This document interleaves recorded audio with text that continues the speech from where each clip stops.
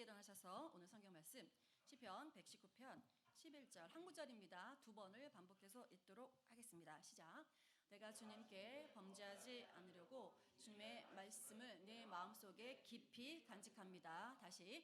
내가 주님께 범죄하지 않으려고 주님의 말씀을 내 마음속에 깊이 간직합니다. 네, 앞뒤 좌우로 인사하겠습니다. 하늘 복 많이 받으세요. 땅의 복도 많이 받으세요. 많이 받으시기 바랍니다. 많이 받으셔서 많이 나누시기 바랍니다. 오늘 설교 제목은 행복하십니까입니다. 여러분 행복하십니까? 네. 오늘 본문의 말씀은 이게 시편 119편 11절인데요. 신앙생활을 해오신 분들에게 익숙한 말씀입니다. 모태신앙이야? 어렸을 때부터 신앙생활 했어? 그러면 많이 들은 말씀이고요.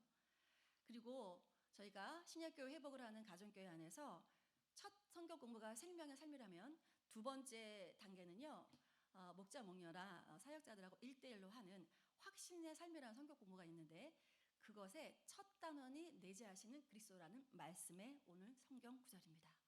내가 주님께 범죄하지 않으려고 주님의 말씀을 내 마음속에 깊이 간직합니다. 이 성경 말씀이 먼저 저와 여러분의 머리에 새겨지고 여러분의 손과 발에서 우리의 삶의 양식으로 행동으로 옮겨지는 것이 우리가 가야 할 최종 도달 지점입니다. 자, 시편 119편 11절을 우리 이제 확신의 삶이라는 성경 공부에서는 이런 제목을 달았어요. 한번 읽어볼까요? 시작. 내재하시는 그리스도 우리의 모든 것을 주관하신다. 내재 무슨 뜻입니까? 우리의 안에 거한다. 안에 존재한다는 뜻입니다. 예수님께서 내 안에 살고 계신다는 뜻입니다. 내 안에 살고 계시는 예수님께서 내 인생의 모든 것을 주관하시는 나의 왕이요 나의 주님이시라는 뜻입니다. 제가 여러분에게 오늘 두 가지 질문을 드리고 싶은데요. 첫 번째 질문은 뭐냐? 예수님께서 정말 내 안에 살고 계시는가라는 질문을 한번 해보고 싶습니다. 그것을 어떻게 알아요, 전도사님? 성경 구절에서 이렇게 말씀하고 있거든요. 고린도후서 13장 5절에 여러분은 자기가 믿음 안에 있는지를 스스로 시험해보고 스스로 검증해 보십시오. 여러분은 예수 그리스도께서 여러분 안에 계시다는 것을 알지 못합니까? 모른다면 여러분은 실격자입니다. 여러분들이 잘 아시는 개역 개정에서는 버림받은 자입니다. 내가 내 안에 예수가 있다는 것을 알지 못하면 실격자, 버림받은 자라고 고린도후서에서 바울이 이렇게 얘기하고 있습니다. 예수님께서 내 안에 살고 계시는가? 굉장히 중요한 질문인데요. 혹시 이 질문에 자신 있게 네! 라고 대답하지 못하신다면 목사님과 예수님 영접 모임을 하시면 되겠습니다. 저와 여러분이 예수님을 영접할 때 예수님께서는 저와 여러분의 마음속에 들어오셔서 저와 여러분 안에서 살기 시작하십니다. 내재하기 시작하십니다. 우리가 예수님을 영접할 때 예수님을 누구로 영접하느냐? 첫 번째 구주, 세이비어.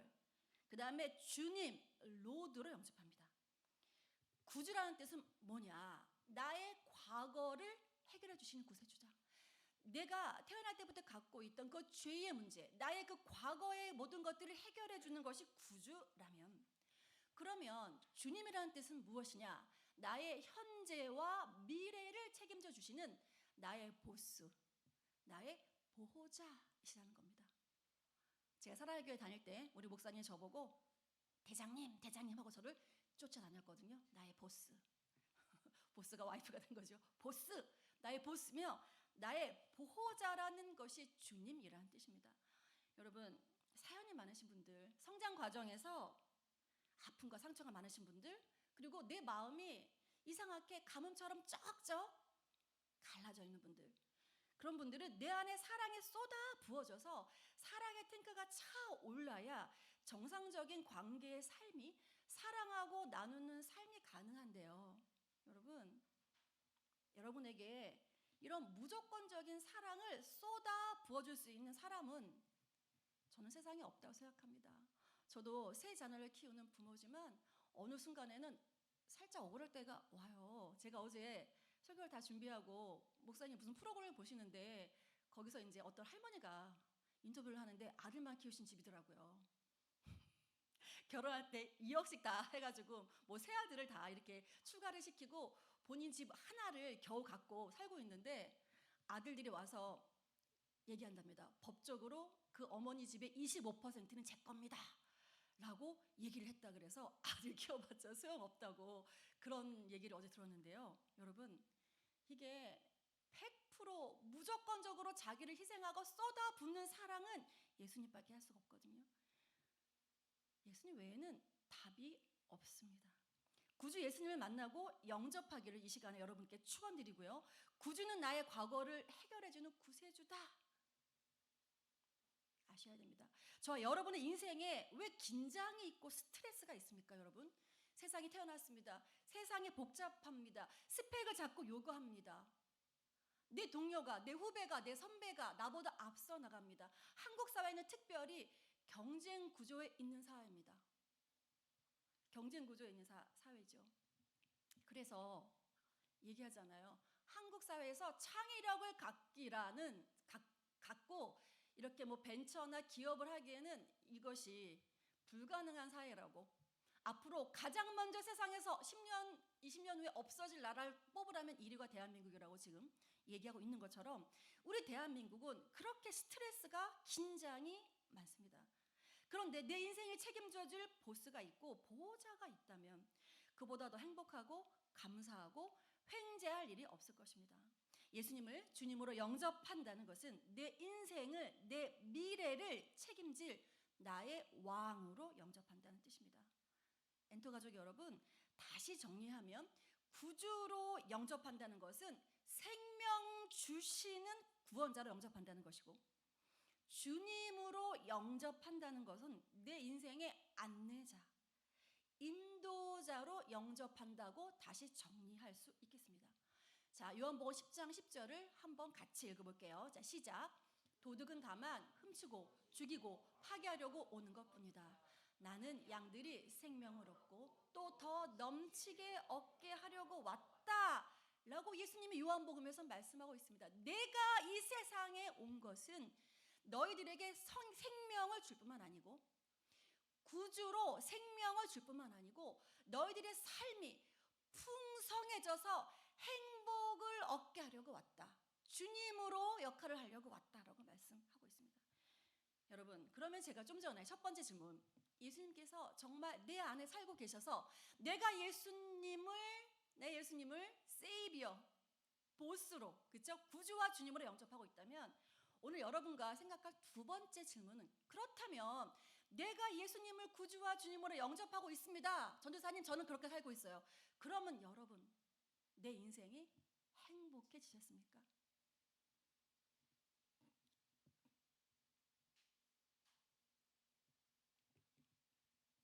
그림 하나를 보여드립니다.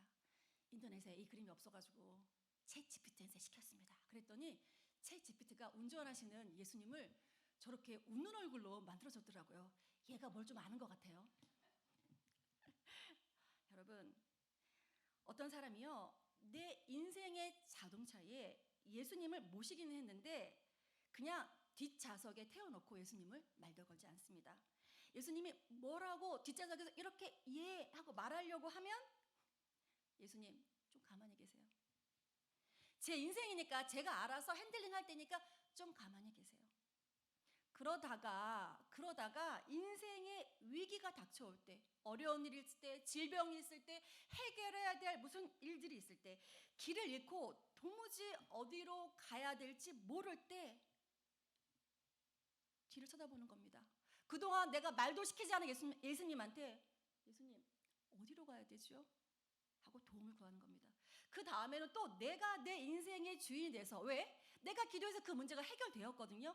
그래서 또 뒷자리에는 예수님을 잊어버리고 내가 운전해서 신나게 갑니다. 대부분 우리들의 신자들의 모습이 이렇다고 생각을 해요. 저를 포함해서. 어떤 사람은 예수님을 아예 트렁크에 처박아 놓습니다. 예수님을 영접한 후에 예수님을 트렁크에 처박아 놓고 예수님은 내 인생에 동행하고 계시는지 안 계신지도 모르고 살아가는 사람들도 있으니까 예수님을 뒷자리 정도에 모셔놓으면 양호한 편입니다. 그런데 어떤 사람은 예수님을 내 운전대 옆자리에 조수석에 앉혀드립니다. 예수님과 운전하면서 두런두런 얘기도 합니다. 그것만으로 예수님이 내 운전대 옆에서 조수석에서 앉으셔가지고 나랑 같이 친구처럼 대화도 하고, 그렇게 되면 내 인생이 얼마나 풍성해졌는지 모릅니다. 게다가 예수님이 내 옆자리에서 말씀하신 예수님의 지혜는 나를 한 단계 더 성공하는 자리에 올려줍니다. 행복해질 수밖에 없습니다. 그러나 여전히 핸들을 쥐고 운전하는 것은 납니다. 운전대에 잡고 있는 나는 급박한 일이 있을 때 우리가 브레이크를 밟는 것처럼 내 인생에 갑자기 급박한 일이 오면 차마 예수님께 물어보지 못하고 내 마음대로 핸들을 꺾어버립니다. 좌회전, 우회전, 브레이크. 그러고 나서 아차, 기도 안 했다 라고 알게 되죠. 결정적인 순간 내 고집을 부리는 것입니다. 뒷자리에 예수님을 태우고 가는 인생보다는 난데요. 여러분, 그러나 그보다 더 풍성한 삶이 있습니다. 사파처럼 아예 주님께 내 인생의 운전대를 맡기시고요. 내가 보조석에 앉아있다고 생각해 보세요. 그럼 어떤 분은 그러죠. 무슨 재미로 삽니까? 운전대 옆에 앉아서. 예수님이 어떤 분인지 몰라서 그런 말씀을 하시는 겁니다. 예수님은 나를 아시며 내가 가장 행복한 길이 뭔지도 아시는 분입니다. 나를 위해서 목숨까지 버리시고 십자가의 고통까지 기꺼이 감수하신 분이 예수님입니다. 그 예수님이 나를 이끌어 가시는 길, 여러분, 그 길은 어떤 길일까요? 내 생각과 경험으로는 결코 가볼 수 없는 최고의 길로 인도해 주십니다. 이것은 경험해야 알 수 있습니다, 여러분. 여전히 운전하시는 주님과 대화하는 즐거움이 있습니다. 운전하면서 대화할 수 있잖아요. 그렇죠? 예수님 운전하시는데 제가 옆자리에서 예수님과 여전히 대화할 수 있습니다. 때로는 나만의 휴식의 시간을 가질 수 있어요. 저희 목사님 이제 지방에 운전을 하는데 제가 못 쫓아가는 경우가 많잖아요. 제가 예배를 섬겨야 되니까. 그래서 걱정이 됩니다. 걱정이 되는데 지금 우리가 차는 차가 그런 기능이 있어요. 이렇게 좀 자율주행, 뭐 길게는 못하지만 앞을 주시하면서, 그래서 잠깐 운전대에서 목사님이 손을 놓으시고 티랑 쿠키랑 빵을 먹을 수 있는 여유가 있다고요. 내가 운전대를 잡지 않고 있으면 내 인생에 쉼이 있습니다. 안식이 있습니다. 열심히 달려가다가도 잠시 쉴 수가 있는 겁니다. 주님께서 내 인생, 내 직장, 내 가정을 책임지시고 나는 주님 나라와 의를 구하며 인생을 즐기고 누리며 살아가는 길입니다. 여러분, 인생 자동차에 예수님은 지금 어느 자리에 앉아 계십니까? 내재하시는 그리스도, 우리의 모든 것을 주관하고 계십니까? 그분이 나의 주님이시고 나의 왕이신 것이 맞습니까, 여러분? 아니면 여전히 내가 내 인생의 내가 왕으로 살고 계십니까? 여러분, 시편은 다윗이 쓴 건데요. 이 다윗이 내가 주님께 범죄하지 않으려고 주님의 말씀을 내 마음속에 깊이 간직한다라고 지금 고백하고 있는 거거든요. 왜 다윗이 이런 고백을 하고 있는지 생각해 봅시다, 여러분. 왜냐하면요, 말의 무게가 힘의 크기고 권력의 크기입니다. 하나님은 말씀으로 천지를 창조하신 하나님이십니다. 엔터가족 여러분, 만약에 예수님이 정말로 나의 주님, 나의 왕, 나의 보스로 살고 있다면 여러분이 대하는 그분이 말씀하실 때 여러분은 그분의 말씀을 중요하게 최우선으로 여길 수밖에 없습니다. 그래서 다윗은 주님의 말씀을 마음속에 깊이 간직했다고 하고 있습니다. 주님의 말씀을 가볍게 아는 것, 다윗은 그것이 죄라는 것, 그것이 죄였다는 것을 알고 있는 사람이었죠. 자, 한 번 더 생각해 봅시다. 여러분의 가정을 생각해 봅시다. 뭐 결혼을 했든 안 했든 내가 싱글이든 뭐든 상관없이 여러분의 가정을 생각해 보세요.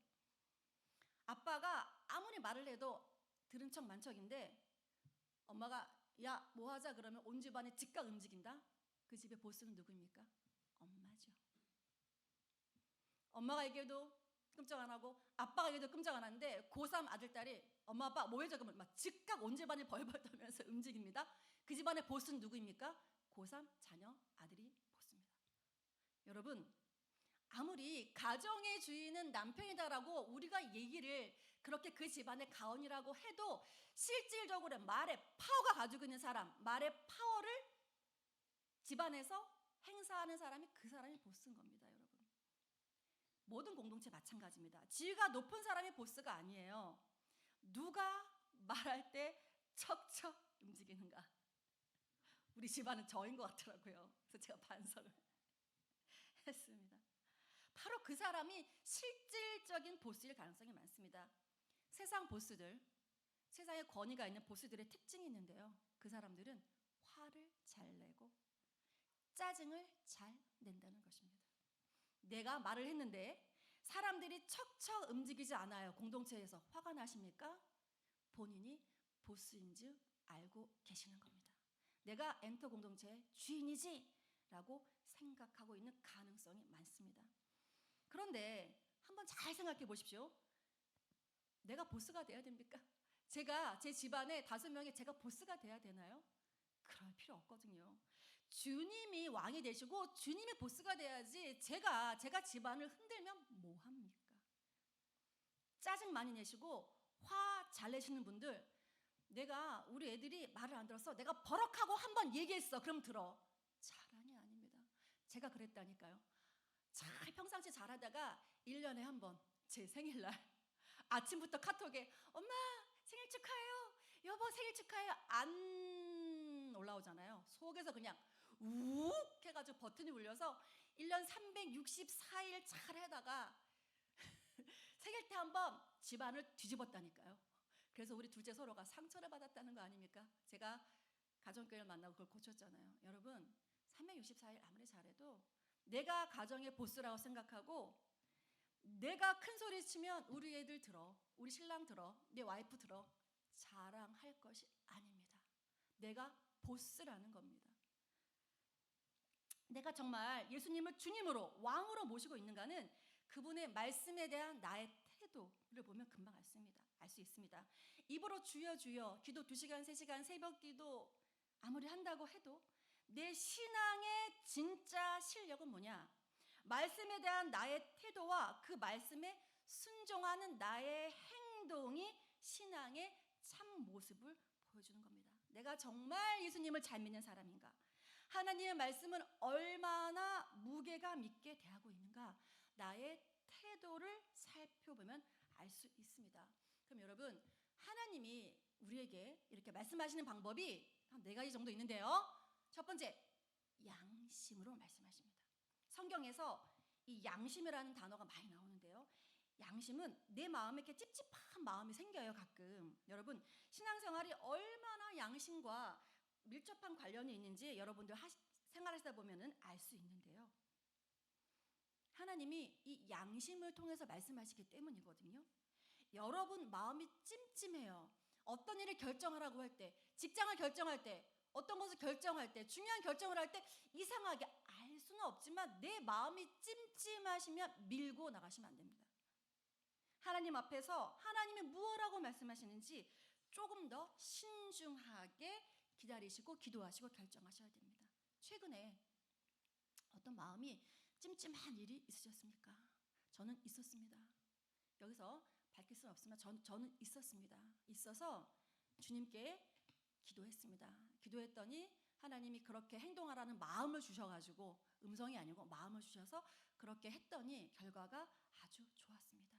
여러분, 찜찜한데도 그냥 밀어붙이십니까? 특별히 사업하시는 분들, 아니면 가정에서 어떤 큰 결정을 하셔야 될 일들, 이사나, 그렇죠?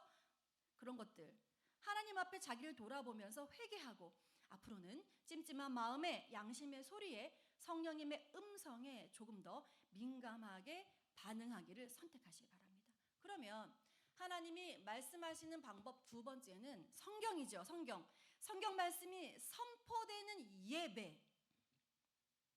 성경 말씀을 내가 읽거나 성경 말씀이 이렇게 강단을 통해서 선포되는 이 예배를 얼마나 소중히 여기고 계십니까?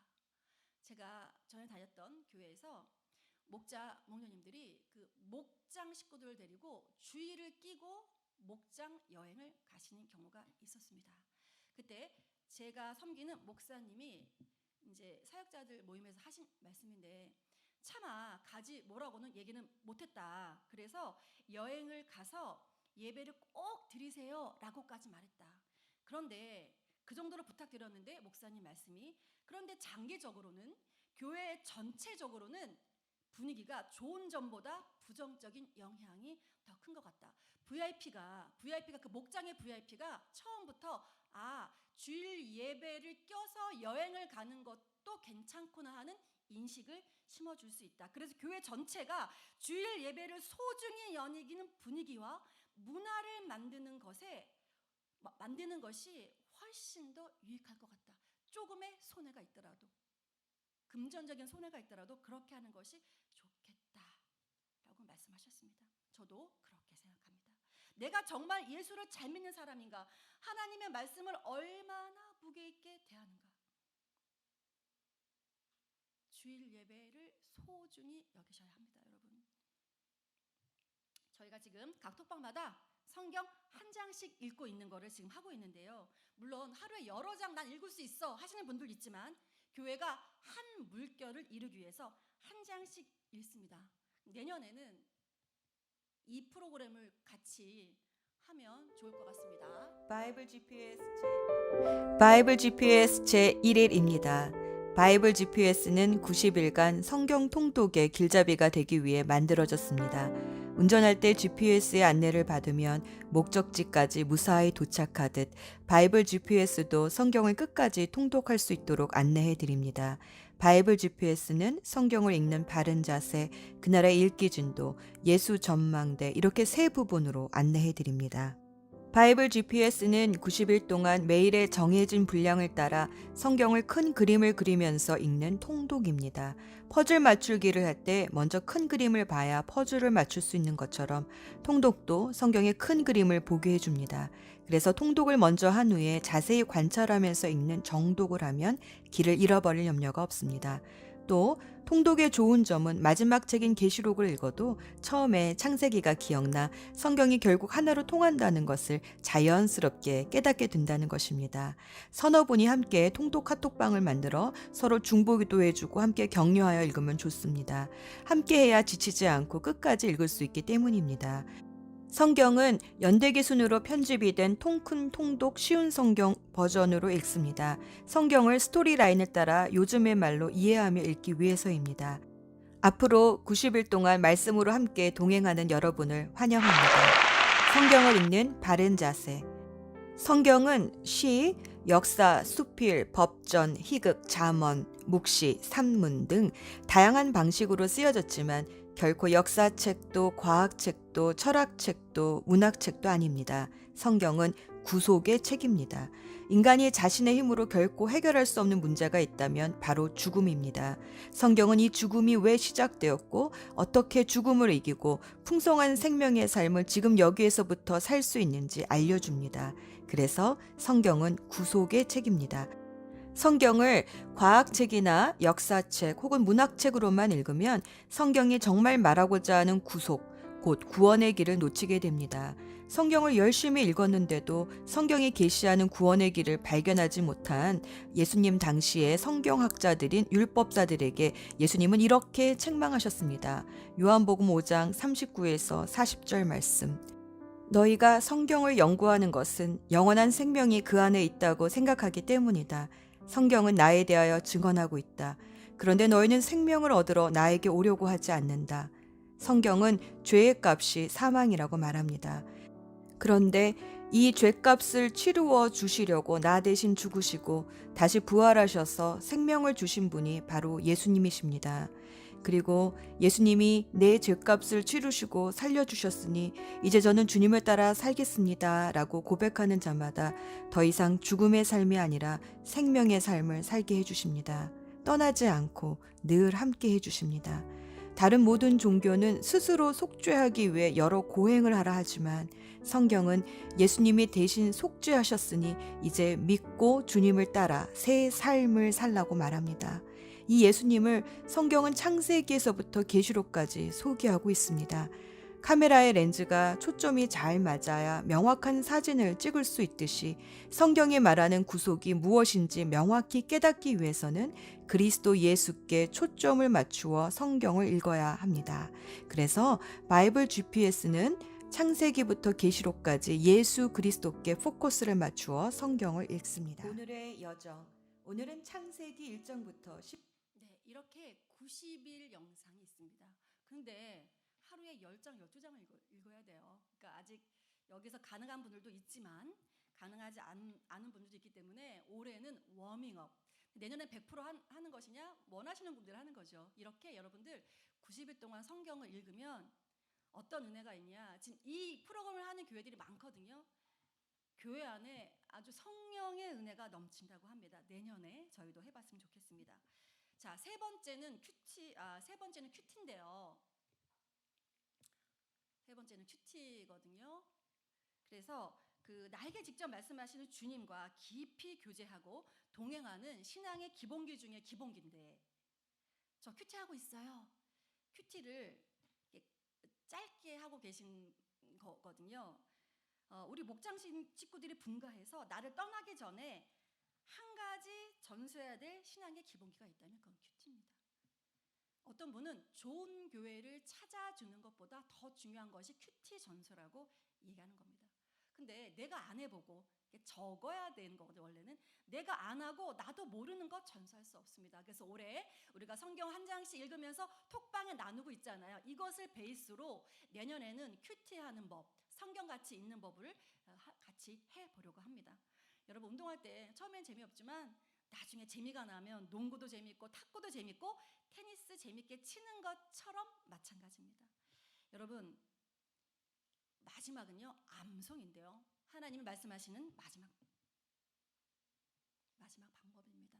시편 119편 11편 다윗이 주님의 말씀을 내 마음속에 깊이 간직합니다. 여러분 다윗이 하나님의 말씀을 내 마음속에 깊이 간직해요. 여기 속옷 속에 넣는다는 얘기예요? 아니잖아요. 내 마음속에 깊이 간직한다는 것은 내 마음속에 그 말씀을 이렇게 담아서 계속 속아 염이라는 것처럼 끝내 먹는다는 거죠. 암송이 돼 있어야 되는 겁니다. 암송이. 그래서 잠언 마지막에 6장 27절 28절 이런 말씀이 있어요. 불로 가슴에 안고 다니는데 옷이 타지 않을 수 있겠느냐? 숯불이를 걸어 다니는데 발이 성할 수 있겠느냐? 내 속에 내가 암송한 말씀이 있다면 내가 언제든지 그거를 가지고 쓸 수 있다는 겁니다. 내 마음속에 말씀이 있는데 어찌 내 가슴이 뜨겁지 않을 수 있겠느냐? 엔터 가족 여러분들, 구원은 예수님 영접하면 그저 값없이 공짜로 선물로 받습니다. 그러나 하나님의 행복, 하나님께서 약속하시는 풍성한 삶, abundant life, 풍성한 삶은요 내가 내기를 고집하는 한 누릴 수 없습니다. 신앙의 연수랑 상관없이 내 지혜와 내 능력의 한계 안에 갇힐 수밖에 없습니다. 하나님의 말씀을 내 마음속에 깊이 간직하고 내가 내 길 대신에 하나님의 말씀의 길을 택할 줄 알아야 하나님께서 약속한 행복의 삶을 살 수 있습니다. 자, 찬양팀 나와주시고요. 여러분 오늘 말씀한 것처럼 마음이 찝찝할 때는 즉각 멈추어 서서 하나님 앞에 다시 생각해 보십시다. 주일 예배를 소중히 여기십시다. 최우선에 두십시다. 우리가 삶공부 1년에 한 과목씩 13주 아무리 바빠도 일주일에 한 번씩 13주는 하나님께 헌신합시다. 그리고 큐티를 내 인생의 습관으로 만들고 우리 가족의 문화로 만드는 발걸음을 내디뎌 봅시다. 혼자는 잘 안 되지만 함께하면 쉽고 즐겁습니다. 그래서 우리에게 목장이 필요합니다. 오늘 목사님이 목회 일기에 목장의 중요성에 대해서 쓰셨지요. 다 읽어보시고 여러분들